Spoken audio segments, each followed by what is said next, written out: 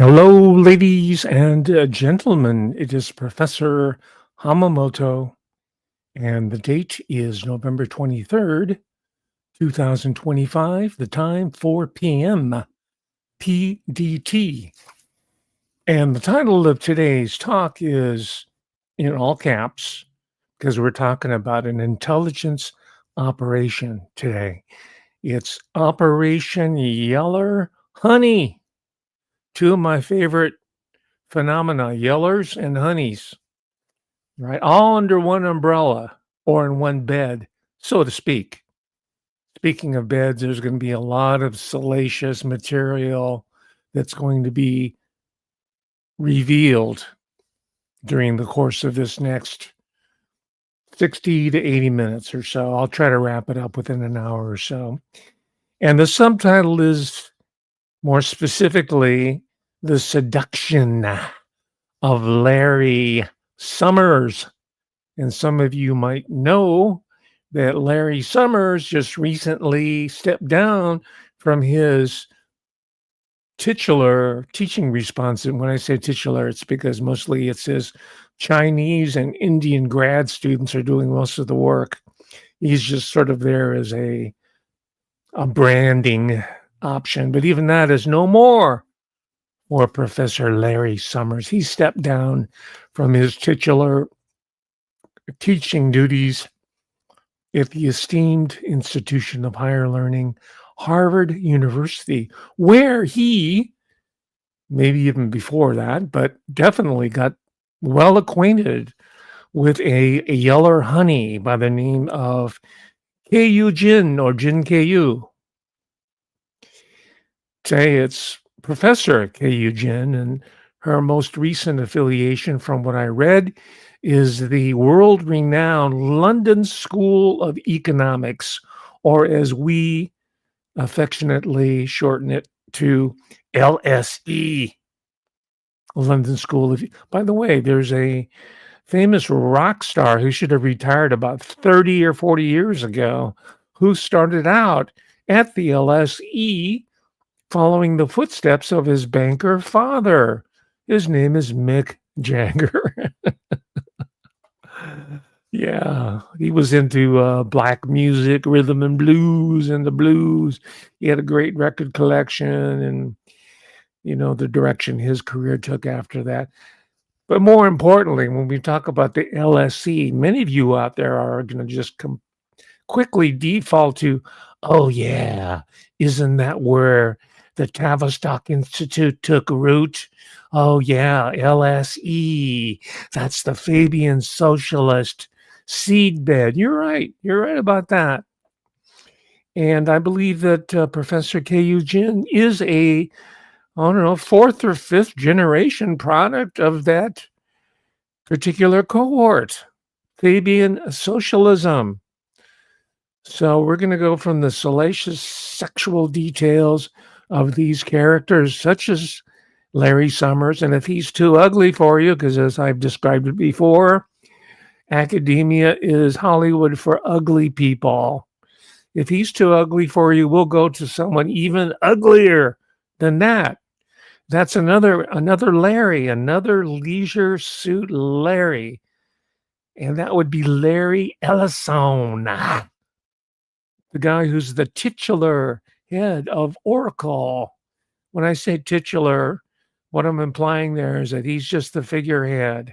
Oracle is an intelligence operation. It has been from the beginning, and it is currently I don't know which country it belongs to. It looks like it's Israel at the moment, but it could belong to anybody, the highest bidder. I thought it was an American company. But anyway, these are some of the questions that we're trying to explore today.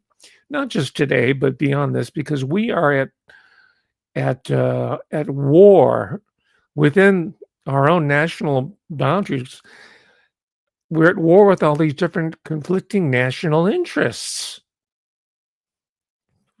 Right? The way it's being presented is, well, there's a civil war between the Democrats and no. Marjorie Taylor Greene resigned. By the way, her net worth skyrocketed over 5 years. She's not so pure as the driven snow as she likes to present. right? I mean, there's more to that story if we want to look at it. But the point is that the war that's raging here is much more complex and multifaceted that's being presented to us by supposed indie media, which we know by now has been colonized by any number of poseurs, pretenders, assets, and ostensibly, you've heard me name check them already, so I won't belabor that point. Most of you are wrapping your mind around this notion that a lot of this is what's called the controlled opposition. So today we're going to talk about Leisure Suit Larry, and I keep using that term because it harkens back to a popular video game in the golden age of video games with 8-bit sampling music. All right. There was a series called Leisure Suit Larry, and it's this guy who thought he was so cool and debonair, and he was just had this knack, the facility with the ladies. Whenever he walked into a room, all eyes was on Leisure Suit Larry, but he's really a loser. He's a leisure suit guy. He's a leisure suit in a morning suit world. He's a pair of brown shoes in a tuxedo world, but in his mind, he's a sex machine. Stay on the scene like a sex machine. That's Leisure Suit Larry Ellison and Leisure Suit Larry Summers. All right. And we're also going to talk about the religio-ethnic dimension of the sexuality. And it's primarily with the YELLER honeys, more specifically the Chinese women's and the Jewish male. And this phenomenon has been accelerating over the past 20, 30 years. The real forward-thinking people was already into Chinese women's 50 years ago. There was a brief interim where Japanese women's were the fashion for business people, Wall Street guys to go over there and find themselves a J woman, a Japanese woman. But then the economy went upside down. This is in the 90s. The bubble economy burst. And instead, the location of all this churn and burn moved across the Sea of Japan, or as the Koreans call it, the Sea of Korea. There's a lot of regional rivalries still raging today. They moved it overseas to China. And as you know, China is now making some noises about Japan. They have a new prime minister, a woman, by the way, right? Even the United States of America, the equalitarian meritocracy example to the world, has not had a woman's president yet. Right? Not that's going to solve any of our problems. But I'm just pointing that out because we as Americans, and I am a third generation American, unlike Lex Fridman, who is a fucking immigrant, and he's got a huge YouTube show and he's interviewing yellow women's like Keiju Jin, like they're old buddies. I checked into his background. He's definitely an Israeli asset. But again, I'm just talking about this in terms of these unequal power relations within the so-called indie media firmament. He's one of them. We're going to see if you don't know who that is. We'll take a glimpse at him right now. And I mention this because the yellow man like me, who's a third generation American, that means not just my parents, but my grandparents are Americans, U.S. Naturalized citizens, because we were not eligible for citizenships because we was yellow. Do you understand that? And the Jewish immigrant population were successful in ensuring that they were not categorized as Oriental. They said, no, we are white Europeans. And so they were able to not get their resources confiscated, for example, during World War II. In fact, they were able to benefit from that confiscation, as I talked about earlier when dealing with the book by Gus Russo, Super Mob. And we're dealing with that same cohort now 2 or 3 generations removed of the super mob, with Larry Ellison being one of them, and Larry Summers, of course. But of course, now they have PhDs in economics, law degrees. They have professional positions, high-level corporate, Wall Street, white shoe. They're in the same areas that they were only a generation ago excluded from entering.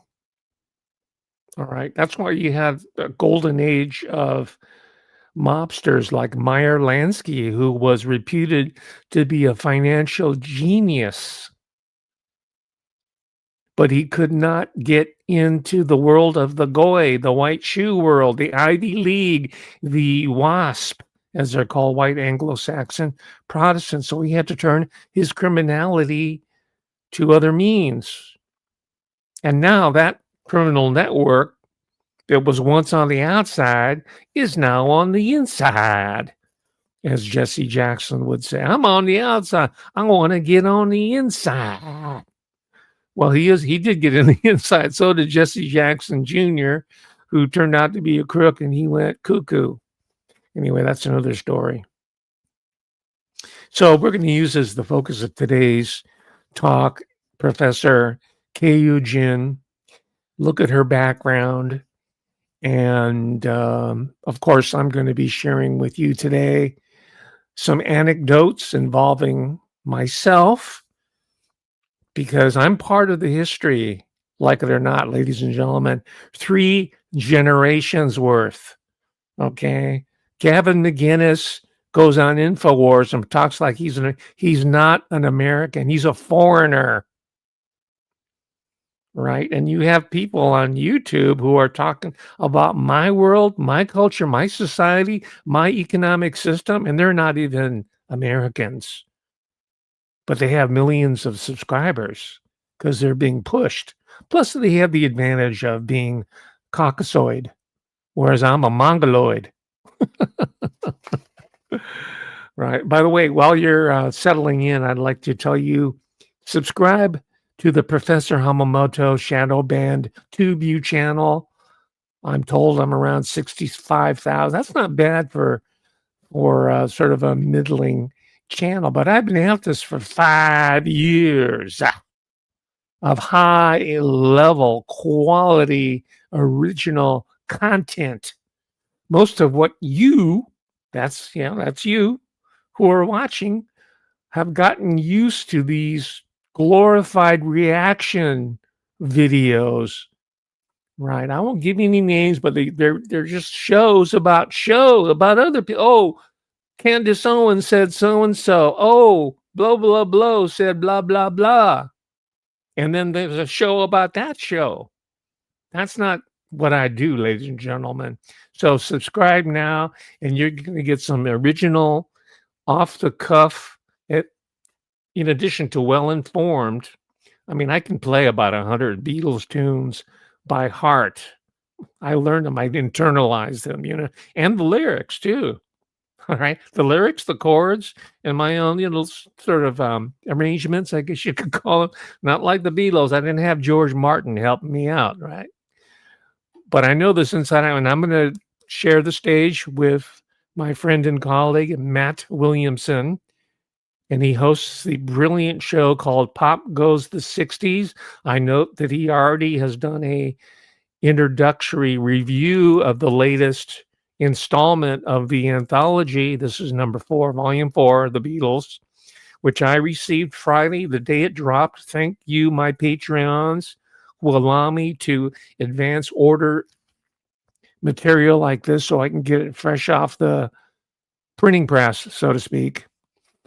And I've listened to it once, and I'm going to share some insights with Mr. Matt Williamson. Pop Goes to the 60s. Watch the channel. It's one of the better, if not the best, channel on rock and roll era popular music. All right. especially where it deals with the 60s, and he's really good in the area of the Beatles. And I've had him on my show a couple times.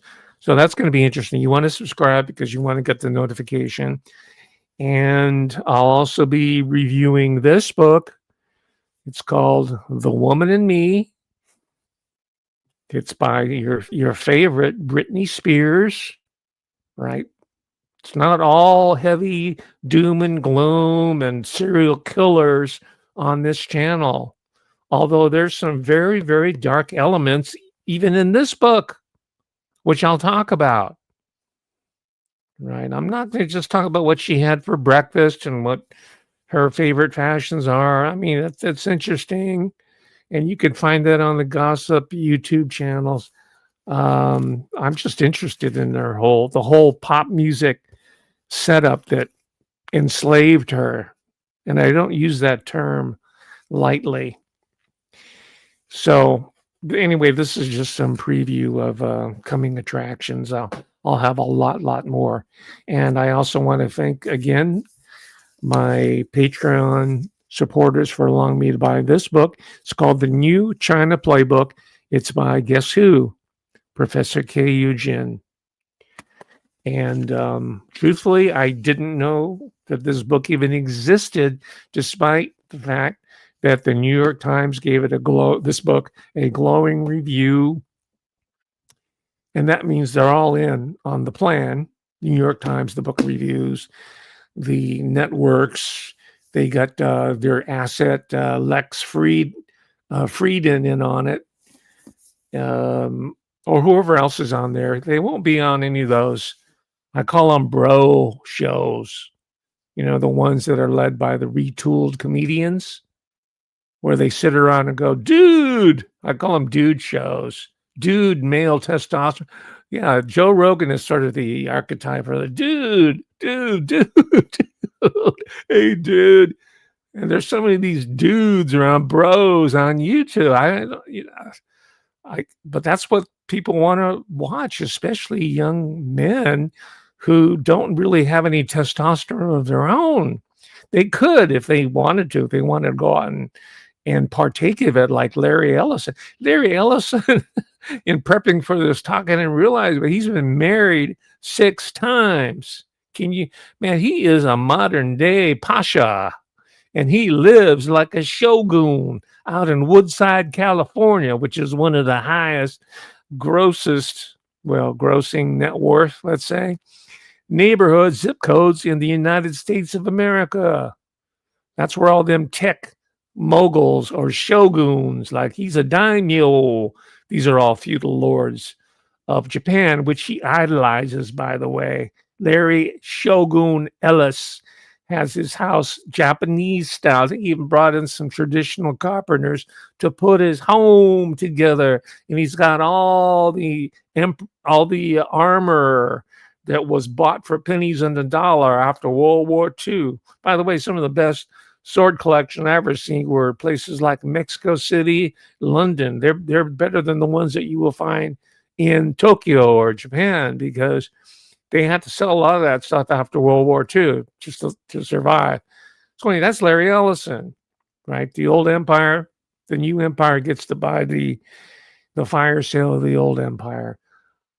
And speaking of new empires, we'll be focusing on the China problem, and I'm using quotation marks because it's not necessarily an objective problem. It's a problem that's manufactured both by China and the US and Japan. All the major players need, this is counterintuitive, but they need these problems to manage their society, their respective societies.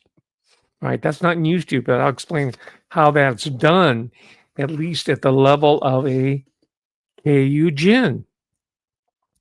That, in sum, is what her function is to help mediate this artificial problem that supposedly has emerged between the United States and China.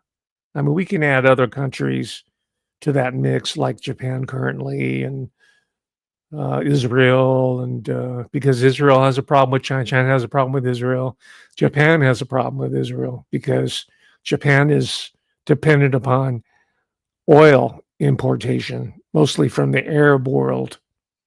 So they've had to play diplomatic, nice with the oil producing countries, much to the chagrin of the Israeli lobby. And we'll talk a little bit about some of these issues, supposedly of quote unquote anti Semitism, because you're going to hear more about that coming from the Chinese end. Right? You think America is plagued by the plague of anti Semitism or accusations thereof?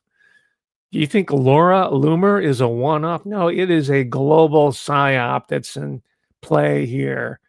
And the East Asian countries like China, like Japan, which I'm most familiar with of all these countries, that message of anti-Semitism, it's hammered over and over and over again. But I will tell you, it's not working in Japan and it's not working in China, just as it's finally failing in the United States of America. Do you understand? So, and that's where your Larry Ellison's come in, and he's married himself a Chinese yellow honey trap. And Jeju Jin is single from her age is like 42, 43. She's in her 40s. Ku Jin, I'm sorry. But so far as I know, she's not attached to anyone right now. But if she does get married, he'll probably be Jewish. He'll be Jewish, right? Mark Zuckerberg and Priscilla Chan. I'll talk a little bit about Amy Chua and Jed Rubenfeld at Yale Law School. They're husband and wife at Yale Law School. That's elite. They were matched. They were put together. I did a whole talk on Tiger Mama, Amy Chua. And so I'm seeing these patterns recur, and I'm trying to present them to you in a rational fashion from the perspective of a yellow person. And this is who was socialized in the United States of America. I grew up here for 3 generations. I've written books about it. I'm an expert on television situation comedies. All right. I know it. I grew up watching that garbage on TV. Right. I've shown you this big book before. This is about the emerging yellow criminal, white collar criminal, technical, electoral mafia. Right. This is the first book of its kind. And I'm the one and only expert of this particular genre, because we know all about the Sicilian mafia, you know about your Meyer Lansky and the Jewish mafia, and you know about the super mob and Sidney Korshak. Now we know, I mean, you can't have enough. I want to read more and more about that. But listen, man, this is the 21st century. Isn't it about time we start looking at these criminal organizations from another part of the world that's huge in terms of the global political economy? That's why I went into this field, because no one was looking at it. And I am one of the pioneers of it. Not that guy, that poser. There's this guy named Professor whatever. I can't remember. I'm sure he watches this channel. Someone in Chinese intelligence said, hey, that's a really good act that guy over from UC Davis. You know, he calls himself Professor Hamamoto. Why don't you do that? He's from Canada too, by the way. That's also suspicious. That's 5 eyes, baby. And boom, he's got all these subs.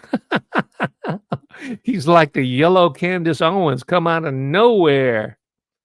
All right, so let me just finish up my resume. I've talked about yellow people on television, right? And I don't say Asian American no more, because we have a bunch of these crooks who are calling themselves Asian Americans, but are actually Chinese spies. Now, she's not convicted yet. She's made her opening statement. Her American name is Linda Sun, and her hubby. We'll talk a little bit about them in a moment. She got in by representing herself as a quote unquote Asian American. That's a field that I helped pioneer. So once I see scum like her going there and using these titles for their own personal advantage and also as a means of spying for other country. I know she hasn't been convicted yet, but it's not looking good for Linda's son and her hubby, and she's only one of them. That's when I get off the bandwagon for that. And that's why I call myself a YELLER, right? Because that's what the ancient Chinese people called themselves, Huang. And then I have written extensively about doing truly alternative media so that I don't have to depend on Harvey Weinstein for little crumbs from his table and have to listen to Jimmy Yang do his little comedic shtick about how he's from Hong Kong and he's gay and he's having problems going in and out of Mexico because he's not a U.S. Now he is a U.S. citizen. He's fresh off the boats, but he's weak. So this is why he gets to be on TV by the guy who did Beavis and Butthead, Mike Judge. He was on that series, which I never saw, but you can find it on TV. Those are the type of little twerp, weak, yellow people that Hollywood likes to put up there in front of you, and you assimilate, you absorb it, and you perceive the world through this distorted lens. And so when Otani Shohei appears on the scene, you're shocked as hell. And then Yamamoto comes in there and pitches with no rest off, and he wins the MVP of the 2025 World Series Los Angeles. And you got the rookie Sasaki Roki. I mean, on and on and go. So how's Hollywood going to be able to get around that? They'll probably bring Tom Selleck out of mothballs and make him do Mr. Baseball Part 2. Remember that movie, Mr. Baseball? Tom Selleck, Magnum PI, goes to Japan, looks at all the funny little yellow people. Yeah, those days are over, ladies and gentlemen. I know you're watching Alex Jones, but Alex Jones hasn't been any closer to China than Panda Restaurant. And his body shows it. I don't care if he's lifting weights and all that stuff. All right, I mentioned him specifically because I listen to the call-in shows and to get at the pulse of the American public. And you got guys who obviously been drinking beer for breakfast and going, oh, yeah, them Chi-Coms is a problem. We lift up the boulder. And I'm going to talk about where that comes from. It comes from the John Birch Society. Right. In fact, let's go through that right now because I'm talking too much. I want to give you some visual stimulation about the John Birch Society. Where is that video here?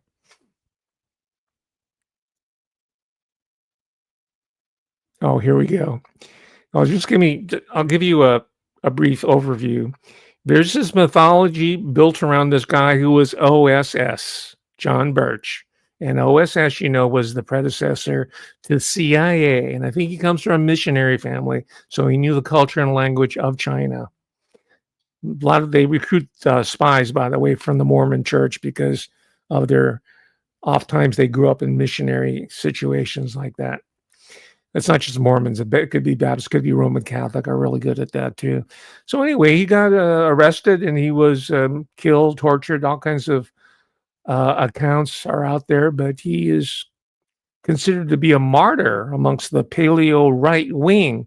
And they named an organization after him as an homage to John Birch, the Christian spy, a martyr who was trying to bring freedom to the wretched Chinaman.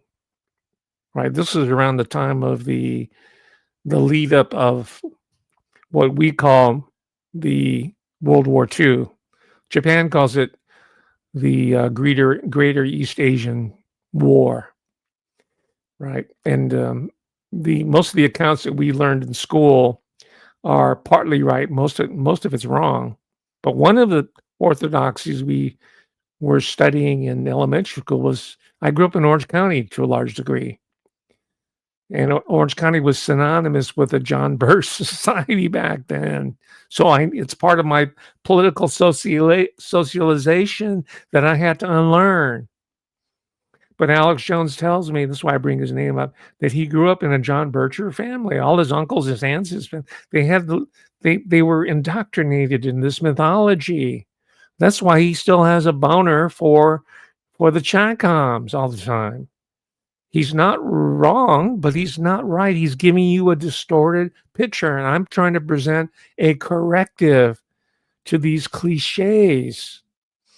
All right, so here's one account, and it's a mainstream account. I'll tell you that, but it's about the so-called John Birch Society. That's a whole talk in itself, which maybe I'll get to at some point.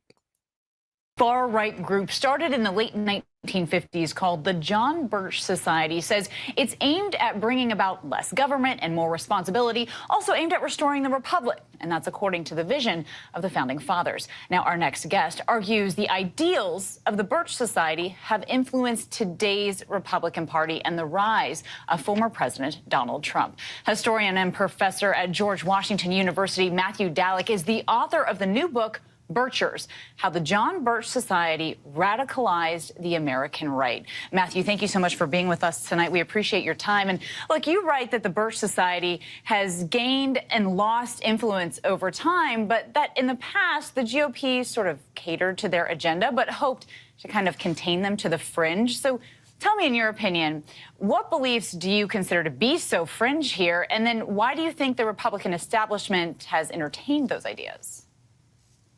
Well, I think the fringe beliefs were and are isolationism, a kind of anti-interventionism versus internationalism, a more explicit racism, the conspiracy theories, and a more violent, apocalyptic, anti-establishment mode of politics.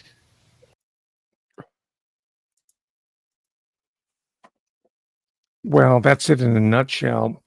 And the point I'm making here is that this book here, this author seems to be oblivious, because she was only in the U.S. as a high school student. She was brought in, she was handpicked from the Communist Party hierarchy, and she was groomed in the United States.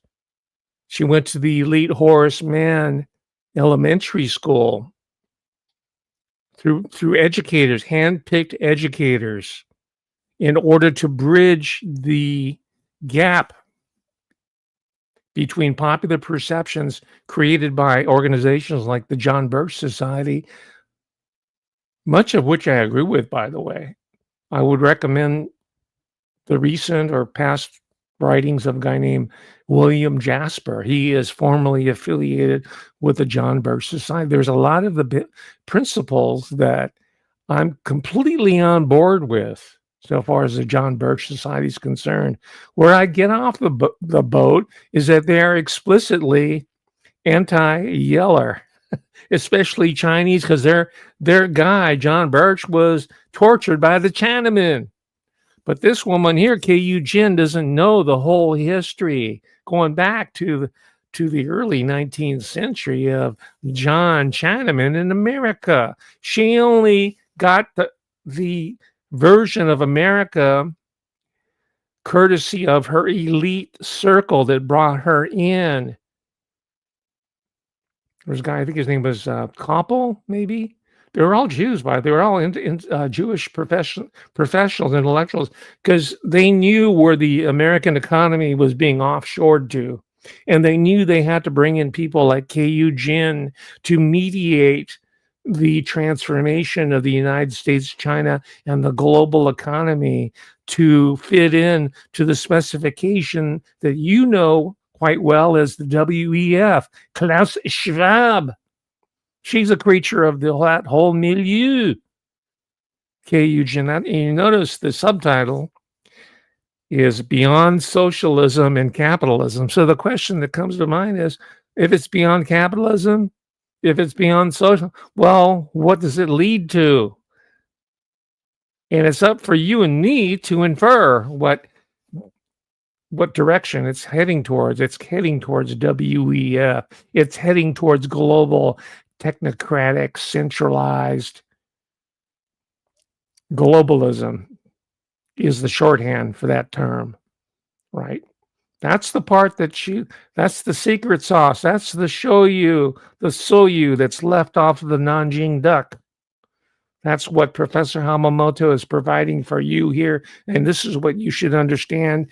And in a larger sense, you should understand what people like K.U. Jin represent, or Mrs. Larry Ellison, or Dr. Priscilla Chan, or these other individuals who are combining, not just in terms of political, economic marriages between the Jewish world and the Semitic world, China specifically, but I'll take it one step further. And this is based upon my following very carefully the subtext of the Epstein social experiments.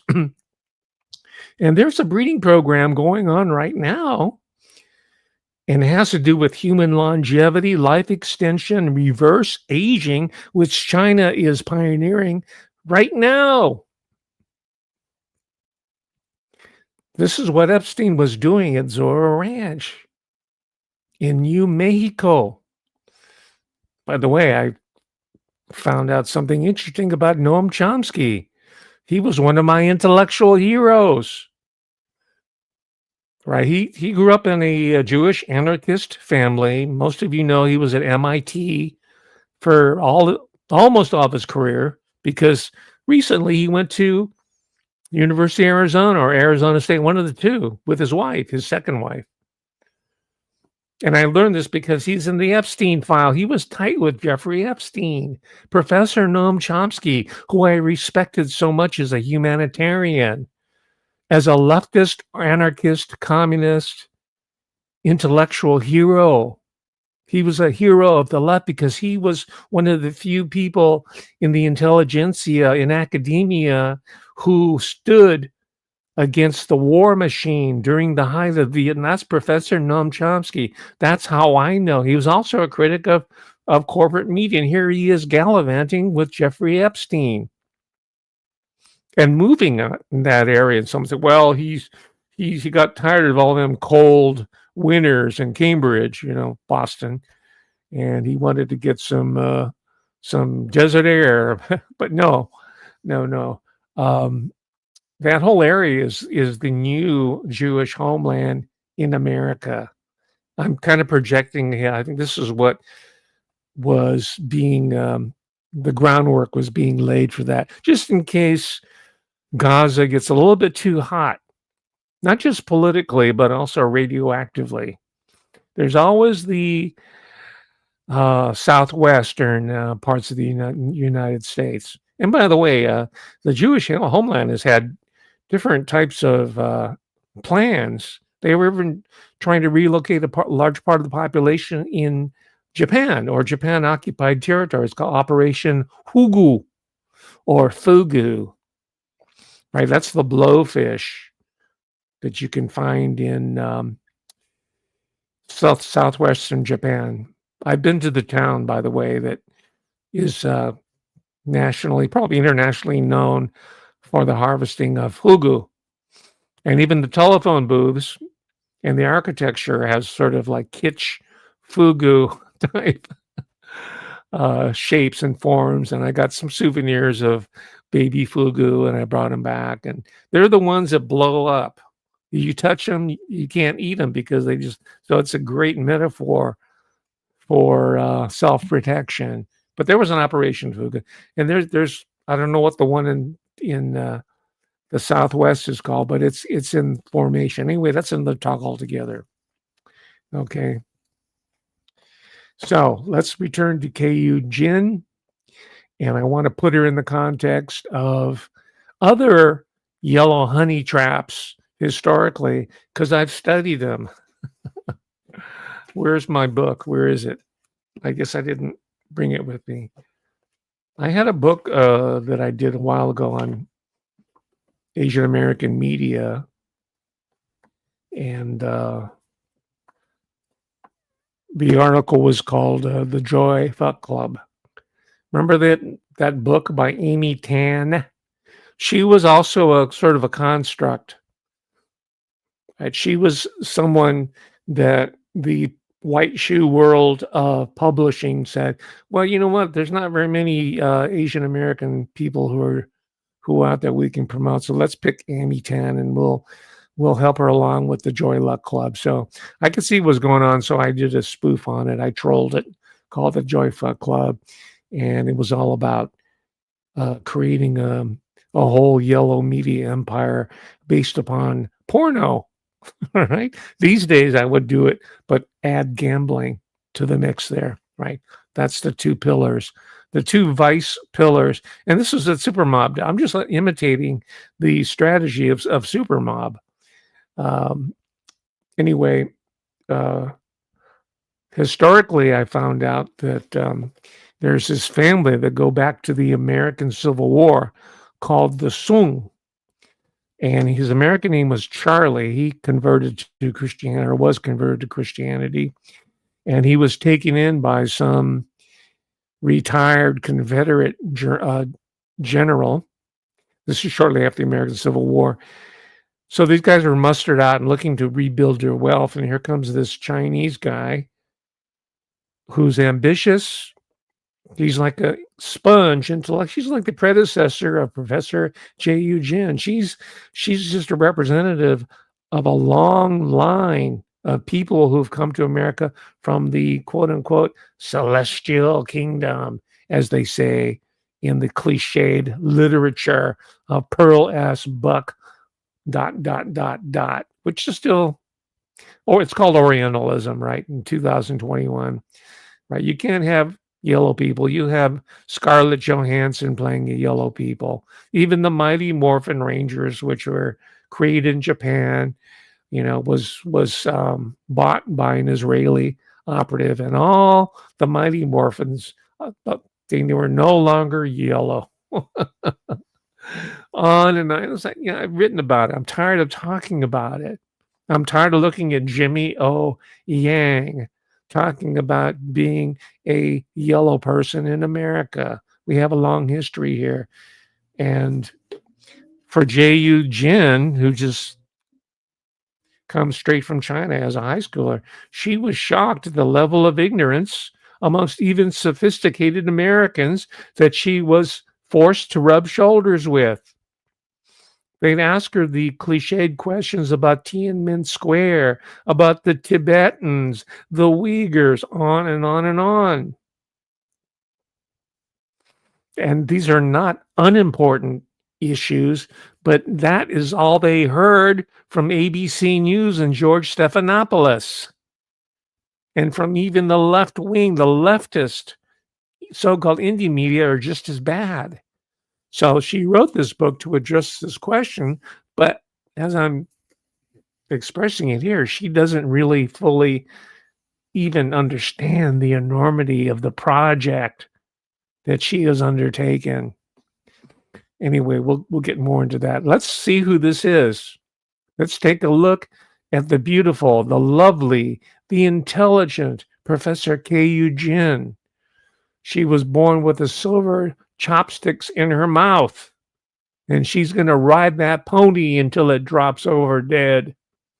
And it might fall over any minute now, because I think her critique, Jin, is way over optimistic. So she's serving a function for Wall Street because they want to keep pumping up investment in China so they can dump it later, because they're all about pump and dump. Isn't that right? Is that the economy? And China is also part of the equation. Here it goes. 2 days, a Chinese American beauty has been dominating the internet. Jin Qiyu, a woman said to embody beauty, intelligence, and wealth. She has become the center of online discussion because, after both chambers of the U.S. Congress passed the Epstein Files Transparency Act, Former U.S. Treasury Secretary Lawrence Summers, Larry Summers, who had previously been called out by Donald Trump, was exposed by Harvard's official student newspaper, the Harvard Crimson. And at the heart of this scandal is none other than Jin Kyu. Who is this woman? What makes her so special? Let's explore the story today. Summers asked Epstein how to pursue a woman. On November 17th, a new batch of Epstein documents was declassified, revealing a close relationship between Lawrence Summers and Jeffrey Epstein through a series of emails. The Harvard Crimson published detailed accounts of the former Harvard president's attempts at romantic pursuit. Summers and Epstein reportedly had dinner together as many as 12 times. During Summers' presidency, Epstein donated more than $9 million to Harvard and even gave $1 million specifically to Summers' wife to fund a poetry project, making him an honored guest on campus. Summers later publicly admitted in class that the relationship made him feel ashamed, eventually issuing a statement expressing deep embarrassment and stepping back from public engagements. But the most shocking revelation published by the Harvard Crimson was this. In order to pursue a Beijing-born female professor named Jin Kyu, Summers earnestly turned to Epstein for advice on how to win her over. In 2018, the 64-year-old Summers met 36-year-old Jin Kyu at an academic conference. Jin had asked Summers multiple times for academic support, and Summers gradually developed feelings for the brilliant and attractive economist. Wanting to get closer to her while fearing possible public backlash, he confided in Epstein repeatedly. The two stayed in frequent contact up until the day before. There you recognize one of my favorite, Alan Dershowitz on the left. And they've been referred to as the Kosher Nostra. You've heard of the Kosher Nostra? This is the Kosher Nostra. For Epstein's arrest. Throughout their exchanges, Summers and Epstein referred to the professor only as peril, as in danger, or the trope fatale, the femme fatale. He is wrong. Whoever's that AI bot that's narrating this, peril doesn't mean danger. He's alluding to this term, yellow peril. And from what I've read, yellow peril was the phrase that Kaiser Wilhelm II came up with, the threat from China. The yellow peril is the Mongols, and the Mongols, of course, have a history with Central Europe overrunning them. Some of them even interbred, by the way, with the Khazarian types. So I might be, I might have Mongol genetics along with Larry Summers and Jeffrey Epstein and Alan Dershowitz. We might be blood relatives, thanks to Genghis Khan's pillaging of the villages from Japan to Central Asia to Persia. That's the Mongol Empire. So I'm going to claim my Jewish birthright too. I'm going to change my name to Shlomo Hamamoto. And I'm going to get a Netflix series out of it. How do you like that? Because I'm family, man. I'm family. Claim me. Anyway, that's the backstory there. It's no coincidence that I titled this book of mine about Asian Americans on American television. In American television, American cinema, electronic media, it is a Jewish invention. It's capitalized by Jewish investors. So it's their business. They own it. They created it. All right. Just like I'm trying to build a parallel yellow media. They built this from the ground up. So I'm not begrudging them that. I'm just saying that these are the historic reasons why you have these Asian women being sexually fetishized and built up in such a fashion where Larry Ellison will jettison wife number 5 or 6 for this 34-year-old woman, who we'll talk about in a moment. He's in his 80s. I'm sure she's really hitting it with him for his looks. That's Larry Ellison. So the title is Monitored Peril, as in yellow peril. You get it? And this book came out it was in 1994. This trope is still with us. It's burned to the mind of people like Larry Summers. because he grew up in that milieu in particular. I think maybe younger people of the Z generation or Zoomer, they have a far different understanding of what East Asia is, especially Japan, South Korea, and China. They probably look at them more realistically as three-dimensional human beings in real life society. People like Larry Summers are in a boomer type of mentality. Even they're supposedly sophisticated.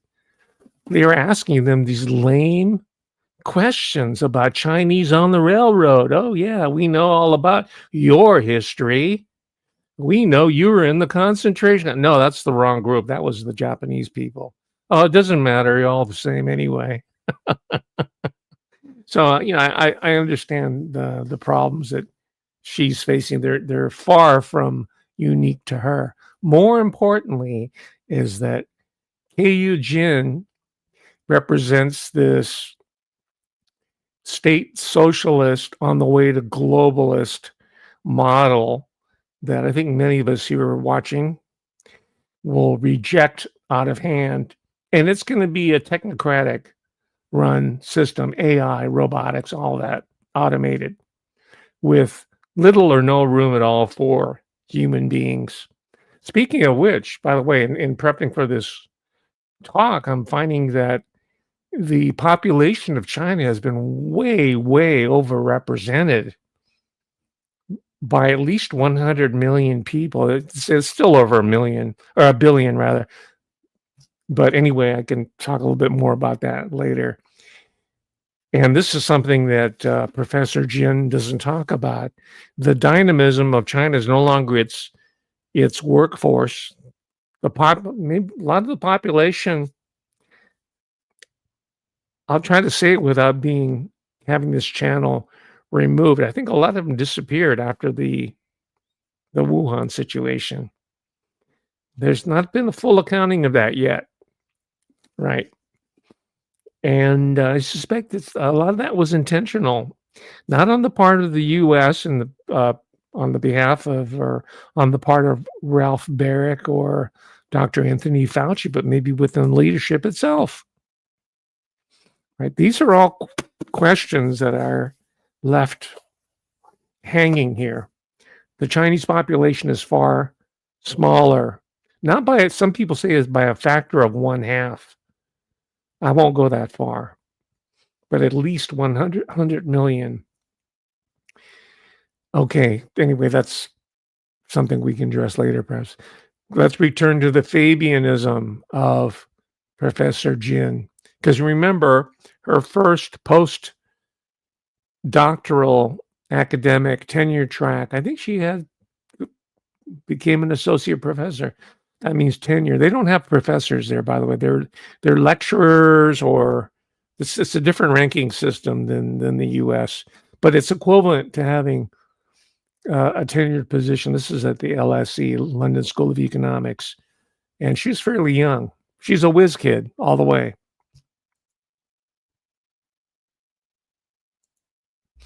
Thanks to her father, she attended private schools in the U.S. as a teenager and lived in a homestay with the family of New York political heavyweight Oliver Koppel, an opportunity ordinary students could hardly dream of.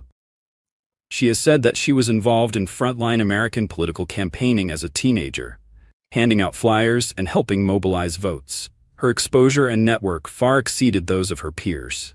After graduating from Harvard, she chose LSE rather than staying on as a professor at Harvard. Why? Because LSE is among the world's top institutions for politics, economics, and law, often described as the Harvard of the social sciences. It was founded in 1895 by 4 core members of the Fabian Society, the cradle of democratic socialism. Unlike Marxism's advocacy of violent revolution, the Fabians believed in gradual reform, subtle infiltration through education, research, lobbying, and elections. In their view, education and infiltration were more effective than revolution. Thus, LSE was established to systematically train the architects and executors of socialist policy. With this background, Jin Kiyu's choice to become a lifelong professor at LSE appears well aligned with her ideological leanings. She later published the book New China Playbook, Beyond Socialism and Capitalism, which examines how Western capital operates in China under the Chinese Communist Party's system. The New York Times ran 2 long interview features promoting the book. Her view on internet freedom in China is that, although some politically sensitive topics are censored, information in China is actually very free, with lively grassroots discussion across online platforms. Anyone familiar with China knows there is no true freedom of expression. Countless people have had accounts deleted, been detained, or invited for tea by authorities. Okay, you can watch that on your own. I just wanted to add something before I forget and run out of time, is that I know my experiences are unique to me, but in the short time that I visited Nanjing, specifically to meet up with a well-regarded social commentator journalist, his name's Yoichi Shimatsu. I went there to visit. I go on my trips to places overseas are usually inspired by the fact that I want to go meet somebody whose work I'm following, and I want to dig a little bit more deeply in their home turf. So I went to Nanjing because I was in Vietnam, Da Nang, central Vietnam. That's another story. And anyway, Shimatsu I don't think he'll mind me telling the story. He had a journalism operation going in the city of Nanjing. He had about, I don't know, half a dozen undergraduates of the local universities working for him. They could all speak English and write English. They were bilingual, multilingual. Some could speak Russian. Very cosmopolitan, well-educated group of undergraduates under his supervision doing a journalistic project. But the guy who ran the office had graduate experience in England. I think he went to the University of Plymouth, master's degree. He was older than the rest of them, but anyway, really nice guy, and I got to know him a little bit because I was there for a full week. And we went to a restaurant once in Nanjing. Nanjing's it's the old imperial city, Nanjing. It was the old capital, not Beijing. This is before Beijing. And a lot of it's preserved, even though a lot of it was destroyed during World War II and the Communist Revolution. But now it's a really, really nice place to live, I would imagine. But so we went to a restaurant, and who was there? There was a big portrait of the father of the Chinese Republic, Sun Yat-sen. And this is in communist China. He's revered as the founder of the republic, right? So anyway, we were having dinner with a bunch of his friends, his colleagues, and at a certain point, Yoichi told me, he says, well, we better leave. They're going to start talking some heavy politics. So we did. And I didn't ask any questions about what they were up to. But I did find out after I returned to Vietnam, and I think I might have actually come back to the U.S. when I found out, but Shimatsu told me that that same guy that I was talking, the office manager, was picked up by the police, by the intelligence operations, and they never saw him again. All right, so that I was rubbing shoulders with this guy. This is my perception of so-called freedom of speech in China. And I also had a couple other bad, unpleasant encounters. Had nothing to do with my politics while I was there. Otherwise, it was an eye opener. I also went to visit, if you don't mind me digressing, the atrocity, I don't know the formal name of it, but it was a museum dedicated to the Sino-Japanese War and the atrocities that were committed by the Imperial Japanese military in the quote-unquote rape of Nanjing. That's how it's represented in the history books. And the circumstances are much, much more involved than I'm able to represent now. That's not the point I'm going to make, because you can debate and discuss this for years, and there's been an infinite number of articles and books written about the topic. But I wanted to see how the Nanjing people and the government themselves memorialized the quote unquote rape of Nanjing. And I wanted specifically to see how the American author Iris Chang was represented. And so I went there and took a lot of pictures, spent a lot of hours there looking at the exhibit and the research behind it. And much to my surprise and the surprise of Yoichi Shimatsu, there was no mention at all of Iris Chang because she had fallen out of political favor in the government because at this point China was trying to make nice with Japan, and they did not want to talk about the Nanjing massacres, which were real, by the way. You can argue about the numbers and the scope of it, but the atrocities did happen. China was, unlike currently in 2025 November, they were in a moment of rapprochement, I guess, with Japan. So they took that exhibit out. And I had gone there specifically. There was no mention of it. So history can be wiped out in an instant. It can just be sidelined. Maybe I'll talk a little bit some other time about the whole Iris Chang situation. Later, she wound up dead, ladies and gentlemen. And she was suicided not far from where I am. And I ran into her. I didn't meet her because she was surrounded by, because she's a celebrity. Now, she was surrounded by a bunch of, this is in the Bay Area, and she was giving a talk about the quote unquote comfort women issue. And she was doing a follow-up book on the rape of Nanjing, and it was about the American connection with atrocities in Asia. And that's when she was suicided, because she realized, this is my analysis, she realized that she was being used as a propaganda tool and found out that the United States of America was engaged in all kinds of horrific activity, including genocide. And I've written about it. In fact, it's in this book here, Served as a Vampire, about Iris Chang. She was drugged.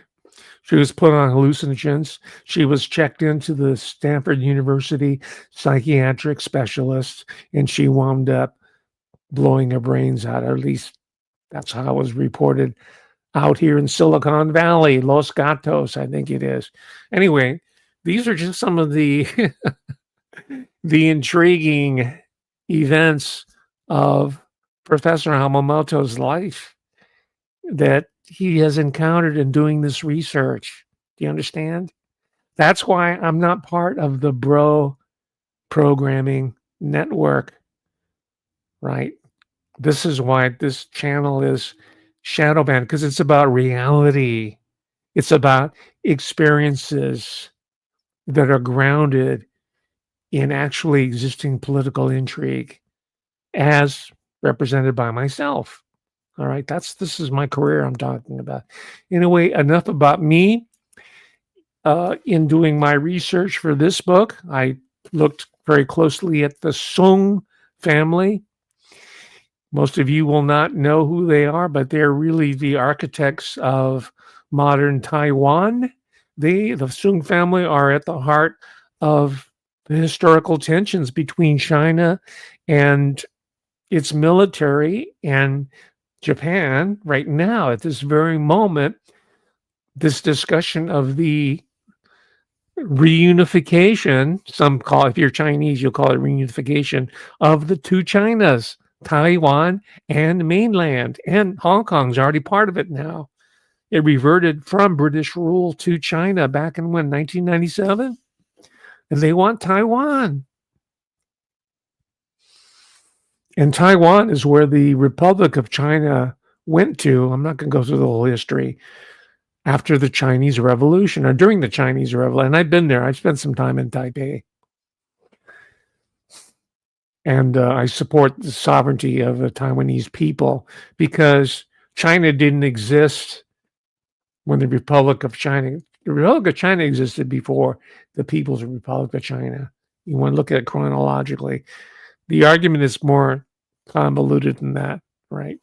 But anyway, the point is that there are still these historical struggles going on here, right? And I think Iris Chang wanted, because she's Taiwan, her people are Taiwanese, probably originally from mainland, but they migrated to Taiwan. So I think her family has an interest in rectifying the historical record between these historic tensions between Taiwan and China. So anyway, getting back to the main point, the Sung family, there were three of them, Mei Ling, Ai Ling, and I can't remember the third one. And they've been written about extensively. A guy named Sterling Seagrave. He comes from medical missionaries that were in China for 4 or 5 generations. He was fluent in the language. He was socialized in China. He knows what he's talking. He wrote a book called The Sung Dynasty, which I can't recommend too highly enough. I mean, it's not definitive, but it's a very important starting point. Anyway, that's what got me started into this. And Sung Mei Li was in a position analogous to Ku Jin. She was one of those highly articulate, attractive, bright, and highly educated. Mei Ling Sung went to Wellesley College, one of the 7 sisters, right? From her family, her father, Charlie Sung, returned from the American Civil War era to Shanghai, became a publisher, probably dealt a lot of opium, made tons of money, educated his children, and one of them he sent to America, just like Ku Jin's father did, who wanted to be a top-level executive at the bank for the central banks. I can't remember the name of the organization, but he's at the top level. And at that level, he's also articulating with the WEF. He's articulating with the whole Swiss banking combine. That's her father. But she has this friend called the Sung family. Let's take a look at some historic footage about the Sung dynasty. And be sure to leave a comment after watching a video. Wealth, power, influence. These words encapsulated the Sung family as they engaged in the politics of an ever-changing China during the 20th century. While the Japanese invaded, political rifts threatened the country's stability and the world became enveloped in war. 3 sisters, Ai Ling, Qing Ling, and Mei Ling, simultaneously represented and reshaped the country. As the daughters of a wealthy family and the wives of prominent political leaders, they were in a different kind of front line during World War II, determining the financial, political, and social situations for hundreds of millions of people. The Sung family story begins with businessman Charlie Sung and Catherine Ni-Kwei Seng, a descendant of a famous Ming Dynasty scholar. They married in 1887 and soon started a family. Sung Ai Ling, Sung Xing Ling, Sung TV, Sung Mei Ling, Sung TL, and Sung TA. The couple strongly valued education, especially for their daughters, which was unorthodox for many traditionally patriarchal families at the time. Nevertheless, Ai Ling and Xing Ling attended Wesleyan College, and Mei Ling finished school at Wellesley College. Even before World War II, the Sung family was politically involved. Charlie met Sun Yat-sen in 1894 and became close friends with him, helping him publish revolutionary material. When Yuan Shikai By the way, you know where Sun Yat-sen, the founder of the Chinese Republic, where he got his political education and monetary support? Sun Yat-sen? Tokyo. His biggest supporters were Japanese. And that sheds a light on this historic tension between Japan and China. Modern China would not be possible without Japanese political assistance and economic assistance. I'm not justifying the rape of Nanjing or any of that, but I'm saying that the history that we learned while growing up is much more nuanced than is being represented, right?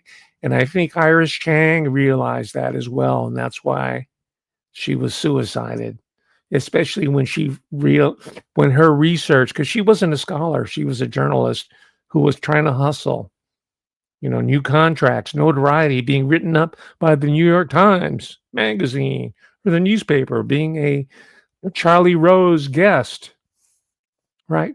Cool, that's fine. But she didn't know about the international banking cartels that worked amongst themselves to create these mass dislocations and slaughter of human populations. By the way, the chapter 2, this has been so long since I wrote this. Chapter 2 is called First Family, Sung Clan, and Asian American Political Power. I devote a whole chapter to this whole history if you want to read about it. And yes, it involves criminality at the basis. This is where I ran afoul of the Asian American establishment. That's why I no longer use that term, because they're embarrassed about that.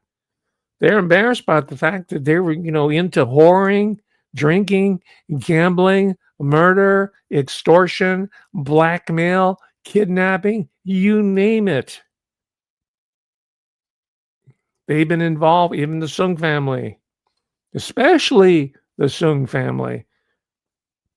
All right.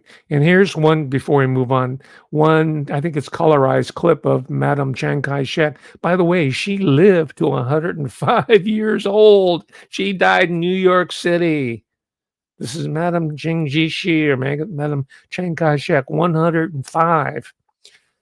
And she was kind of like some of the Israel lobbyists, Israel firsters now, trying to get the United States to attack Iran on its behalf. She was trying to goad the American military political John Birch establishment to attack mainland China. It says we must retake mainland China so that America can be free. Obviously, her plan did not work out. Here's Madame Chiang Kai-shek herself speaking to that issue. And this is in 2000. Well, this is in 1947, something like that, I'm guessing. To avoid a third world war, and the only way to avoid it is for us to get back the mainland. Otherwise you will have a third world war. Quemoy Island is lost, then it means that it's the beginning of the loss of a whole chain of lands. Taiwan, Philippines, Japan, probably Hawaii in time, and the North American continent. And so you cannot understand how far we are willing to go to defend ourselves. I want to point out again that we don't invade the mainland. We get back what rightfully belongs to China, to the Republic of China. Because what is happening on the mainland is not that that the administration is Chinese. The administration is backed by Russia and is a Russian puppet. We want to avoid. So whoever was responsible for rescuing that footage, thank you very much. It's historically important. And so we have books that are published over the past few years. I think it's washed out because of the lighting. It's called The 100th Year Marathon, subtitled China's Secret Strategy to Replace America as the Global Superpower. Did you catch that? China's secret strategy to replace America as a global superpower by Michael Pillsbury. And it has the endorsement of all of these American militarist think tanks that are funded by so-called defense contractors, the usual group of warmongers and war hawks that have a direct connection to the city of London and Wall Street, right? So you have books like this warning about China replacing America as the global superpower versus something like this. So you ask, at least I do, ask the question, well, how can these two contradictory arguments that coexist. Well, Wall Street is always playing, to answer my own question, Wall Street is always playing the opposites against each other. This is all part of the churn. This is how you short sell humanity. This is how you short the housing market. This is how you create labor disruptions. It's order out of chaos. Isn't that a saying on the US dollar bill? It's very Freemasonic, isn't it? It's very Sabbatean. It's salvation through evil. Right. So anyway, let me continue there. And by the way, there's a lot of, from what I'm finding, a lot of material on YouTube about rising anti-Semitism in China, just like there was about 20, 30 years ago, a lot of the commentary about supposed anti-Semitism in Japan. It depends on the shifting alliances right now, but right now there's a lot of material by Laura Loomer types. I'm not saying her herself, but stand-ins for Laura Loomer who have YouTube channels talking about Chinese anti-Semitism.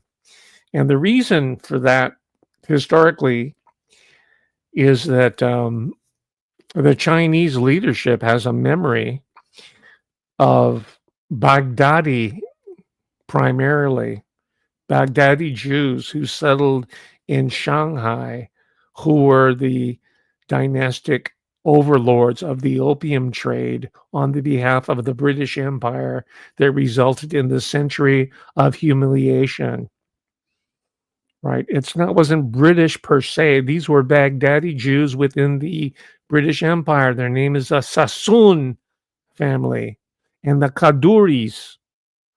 So it's in this popular book here, but there's tons of literature on it, and they remember that. And so far as Japan is concerned, Japan has a really sophisticated historical memory and scholarship. You think it's just the land of anime and cute girls in costumes and all the touristic attractions that you're seeing going. You know what? That's window dressing. The real strength is the incredible depth of intellectual seriousness, let's say, for their own survival concern. And if you want sort of a pop glimpse of that, then look at, and I know he's discredited or not regarded very highly in some circles, but check his work out in Benjamin Fulford, who himself is Jewish, and he claims a family relationship with the Rockefeller, but he lives in Japan. He talks about this whole history here, and a lot of it's very overblown. Some of it's fanciful, maybe even fantasy, but it's more than what you'll be getting from U.S. media, especially these YouTubers. All right. And I'm telling you this in advance because this is what the people who are in the super mob, this is how they'll attempt to smear me. Right. But it's not going to work. So let's conclude then with a couple of other yellow women who are part of the Jewish population. Jewish. Have you heard the term? And I don't mean to be derogatory, but I just heard it. I'm going to use it. I think it's accurate. It's memorable too. Jewish is the Chinese Jewish experiment. It's a soul experiment. I think it might be a breeding experiment. I think Jeffrey Epstein was interested in Black African genetics, like Peter Nygaard. He liked Black African women. He liked their fluids, their spinal fluids, whatnot. And they also like East Asian genetics because, as I told you, the Chinese experimenters have supposedly found these new technologies for age reversal, life extension, right? This is what I suspect that Epstein was involved with. And this people like Larry Ellison want that because there's so many YELLER women that he can have. at his advanced age. He wants to live to be 150 so he can screw a lot of Chinese women's. Let's take a look at Mr. Larry Ellison in action. And I'm reminded of that old Buck Owens tune. There's no fool like an old fool. Yeah, she married him for love. Also known as Karen Ju, the Chinese-American wife of Oracle founder and the world's third richest person, Larry Ellison, has unexpectedly come into the spotlight, drawing global attention. At 33 years old, Jolene Ju is Ellison's fifth wife, 47 years younger than her 80-year-old husband. Jolene's surprising reveal began with a major news story in the sports world. 2 months ago, Michigan Wolverines, the football team of the University of Michigan, announced that they had successfully recruited Bryce Underwood, the nation's top-ranked high school quarterback, from their rivals, the LSU Tigers. The deal was reportedly facilitated by a generous donation from billionaire Larry Ellison, a revelation that shocked the sports world. However, the public was left wondering why Ellison, who seemed to have no connection to the University of Michigan, would donate such a large sum. Public records show that Ellison never attended the university. He studied at the University of Illinois and the University of Chicago. It wasn't until the Wolverines booster group Champion Circle, issued a statement that everything became clear. The statement revealed that Jolene, Ellison's wife, was instrumental in securing this deal. We want to thank Larry Ellison and his wife. There you go. His wife, 33 years old at the time. What's her name? Jolene. She's new to my awareness. I'm going to start a file folder on her. But she's one example of this phenomenon, Keiyu Jin, which is very much like the Mei-Ling Sung, the Sung sisters. I neglected to mention that Mei-Ling Sung, Madam Chiang Kai-shek, also screwed a lot of British and American diplomats and political candidates, including one Adlai Stevenson. He was a presidential candidate. I think she was balling him, right? I'm not saying all of them are screwing these magnets or something, but believe me, in the post-Harvey Weinstein age and the post-racial age and the post-feminist era, this is still going on, all right? Let's be real here. So we got her. Then we have Linda Sun. Here comes the sun. Remember her? She's been busted recently because she was the quote-unquote Asian American liaison or consultant for the Governor Cuomo. And then he gave her to Kathy Hochul, governor. And she turned out to be, well, she hasn't been convicted yet, but she's been indicted as a Chi-Com spy. Her and her hubby, they were living large on Long Island. I think they even had a condo in Hawaii. They had luxury car. They was living the life, ladies and gentlemen. It makes a ghetto Asian like me drool with envy because I was born too late. I had the gangster mentality, but I didn't have the access. See, but the gangster mentality, on the hand, helps me because I studied the Sungs and their whole empire. Helps me on your behalf. Together, we will figure out what these characters are doing. And moreover, how we overcome not being suckered by these individuals. And speaking of suckers, let me introduce a concept to you at this time. It's perfected by a guy named Irving Goffman. He was an anthropologist by training. I don't know what institution. I think it was at the University of Chicago. One of the name institute, Irving Goffman. He pioneered a field called ethnomethodology, I guess you can call it. He did a classic book called The Presentation of Self in Everyday Society. He pioneered a lot of these behavioral science people that you see on YouTube. That's Irving Goffman. He needs his recognition here at this point, because his insights have gone on to become assimilated into understanding our world. But one of his concept was cooling off the mark, right? And he studied his own Lower East Side cohorts. These are all like Meyer Lansky Jewish gangster type. That was his milieu, right? He was looking at the Lower East Side people, and he was trying to see how they operate to understand the larger society and the economy.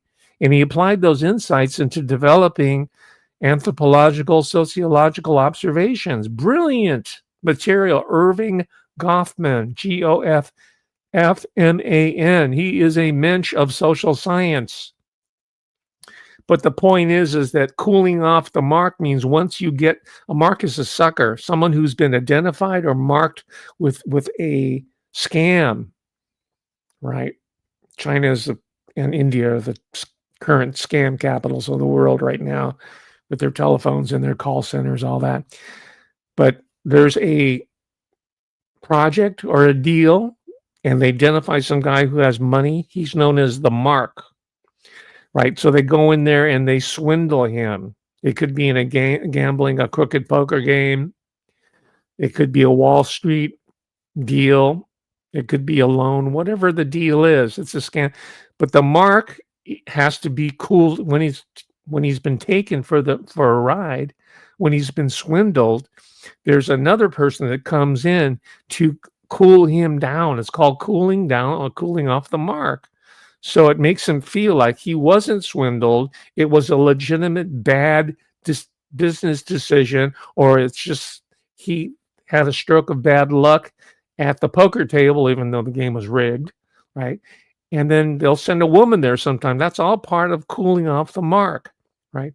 The point is that books like this written in advance are to cool you off, cool us off whenever there's these frictions going on. So they put a beautiful, attractive, brilliant woman there, have her write a book to cool off or to distract us from the swindle that's already in play. It's in motion right now. So to add to Irving Goffman, I'm saying cooling off the mark anticipates when the other shoe drops, and then they'll be ready for that. And then afterwards, they'll have movies made like The Big Short or the Matt Damon movie about poker, and people will go away saying, "Oh yeah, that's what happened. That's how come I lost my house. I understand it. And I was so entertaining to see how I got screwed over by Steve Carell in The Big Short." So these movies, after the fact, are Netflix series or articles, books by Michael Lewis or whoever else, is all part of cooling us off after we've been screwed over. Do you understand?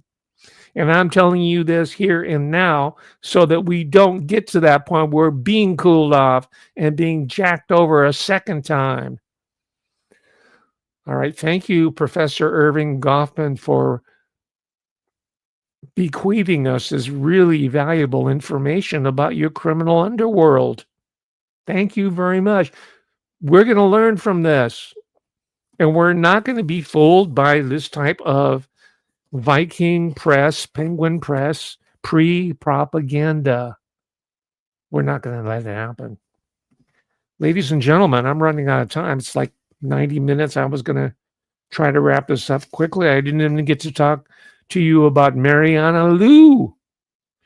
Can you imagine? She was balling Richard Milhous Nixon. Richard Milhous Nixon, he was a former president of the United States of America. He was the vice president. He was one of the most powerful political figures in his day. And who got to him? She was a hostess at a Hong Kong Hilton hotel. And she's still alive, and she's somewhere in California. Maybe you know her. Maybe you're an ambitious investigative reporter find out about her and write a short article about it and share it with us on Substack or put it on your TubeU channel. So we'll have something substantive to watch instead of the bro shows. The dude oh, dude. Yeah. Oh, that's so screwed up. Whoa. And then there's Ron Brown. He was screwing all kinds of yellow women. Nora Lum, Melinda Yee, Maria Shaw, all these characters. This is back in the 1980s. Ron Brown died in an airline accident. I don't need to go into details there. I know some people who in San Francisco who died a mysterious death. They were wrapped up in honey trap operations. One of them even died, and I knew the guy. He died in the secret love nest in San Francisco.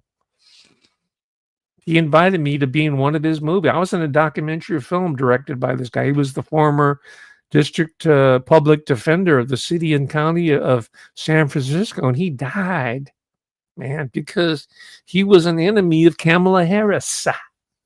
They were foes. They were political foes. I'm not saying she's responsible for it.